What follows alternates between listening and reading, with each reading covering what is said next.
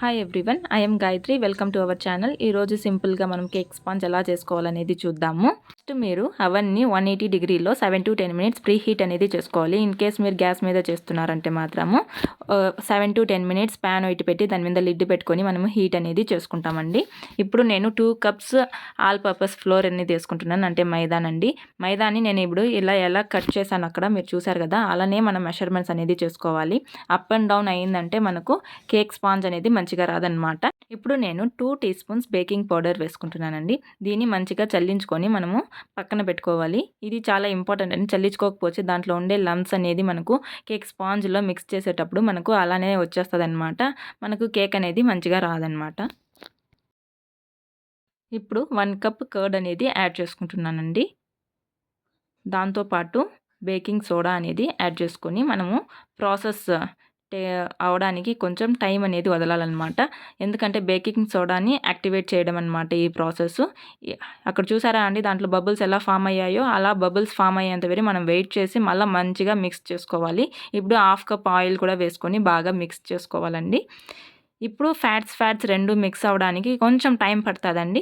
So బాగా mixing అనేది చాలా ఇంపార్టెంట్గా చేసుకోవాలి, లేకపోతే మనకు స్పాంజ్లో ఆయిల్ అనేది అక్కడక్కడ చేతికంతా తగలడం అనేది కనిపిస్తుంది అనమాట. బాగా మిక్స్ చేసుకున్న తర్వాతనే మనం షుగర్ అనేది యాడ్ చేసుకోవాలి. నేనైతే లాస్ట్లో ఫైనల్గా నేను అన్ని మెషర్మెంట్స్ అయితే ఇచ్చాను. షుగర్ని కూడా ఒకటేసారిగా యాడ్ చేసుకోకుండా 1 by 1గా కొద్దిగా యాడ్ చేసుకోవాలన్నమాట. సో అంతా మంచిగా మిక్స్ అయిన తర్వాత మనము ఆల్రెడీ పెట్టుకున్న ఫ్లోర్ని మిక్స్ చేసుకుంటున్నాం అనమాట. దీంట్లో సాల్ట్ కూడా యాడ్ చేసుకోవాలండి. ఇప్పుడు ఫ్లోర్ కూడా సేమ్ మనం షుగర్ని కొద్దిగా వేసుకొని ఎలా మిక్స్ చేసుకున్నామో అలానే మిక్స్ చేసుకోవాలి. ఎప్పుడు కానీ మనం ఫ్లోర్ వేసిన తర్వాత దాన్ని ఎక్కువ ఫాస్ట్గా మనము కలపకూడదనమాట. ఎప్పుడు కానీ మిక్సింగ్ అనేది చాలా స్లో ప్రాసెస్లో చేసుకోవాలండి. ఎందుకంటే మైదాలో గ్లూటెన్ అనేది మీరు జనరేట్ చేయకూడదనమాట. గ్లూటెన్ జనరేట్ చేశారు అంటే మాత్రము మీకు స్పాంజ్ అనేది మంచిగా రాకుండా మీకు బ్రెడ్ లాగా తయారైపోతుందండి. కేక్ రాదు, బ్రెడ్ తయారవుతుంది అనమాట. ఇక్కడైతే నేను ఫాస్ట్ ఫార్వర్డ్లో పెట్టి చూపించాను, బట్ నేను అంత ఫాస్ట్గా అయితే నేను అసలు మిక్స్ చేయలేదు. ఇప్పుడు 1/2 cup మిల్క్ అనేది యాడ్ చేసుకుంటున్నానండి.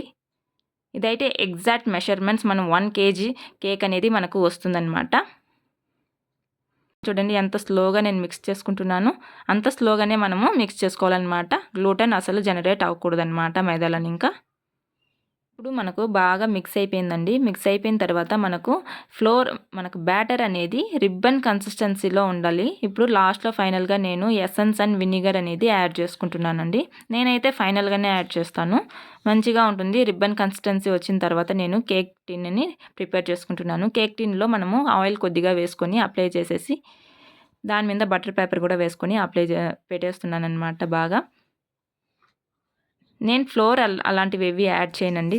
డైరెక్ట్ ఇప్పుడు బ్యాటర్ అనేది మనము కేక్ టిన్లోకి పోసేస్తున్నాము.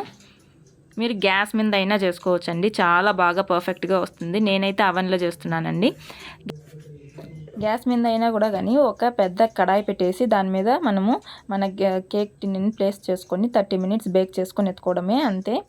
ఇప్పుడు మనం కేక్ టిన్ని ఇలా ట్యాప్ చేసుకుంటున్నాం అనమాట. దీనివల్ల ఏదైనా బబుల్స్ ఉంటే కూడా మనకు పాపౌట్ అయిపోయి మంచిగా మన బ్యాటర్ అనేది రెడీ అవుతుంది. ఇప్పుడు చూడండి, నేను వెయిట్ కూడా చేసి చూపిస్తున్నాను మీకు. 923 grams ఉంది, అంటే 1000 grams-కి ఒక 70 grams తక్కువ ఉందన్నమాట.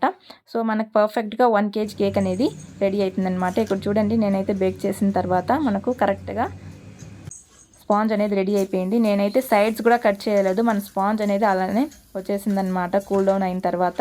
చూసారా ఎంత స్పాంజీగా ఉందో. మీకు నేను డెకరేషన్ కూడా చూపిద్దాం అనుకున్నా, ఆ కొందరికే లక్కీ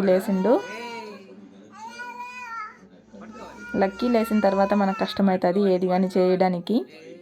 సో సింపుల్గా ఫైనల్గా ఒక చిన్న డెకరేషన్ అనేది చేశాను, దాన్ని కూడా మీకు చూపిస్తున్నానండి.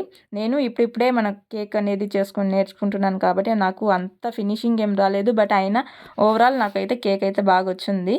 ఫైనల్ లుక్ అయితే చూపిస్తున్నాను చూడండి. సో ఇంతేనండి. మీకు కనుక వీడియో నచ్చినట్లయితే లైక్ చేయండి అండ్ సబ్స్క్రైబ్ చేసుకోవడం మర్చిపోకండి.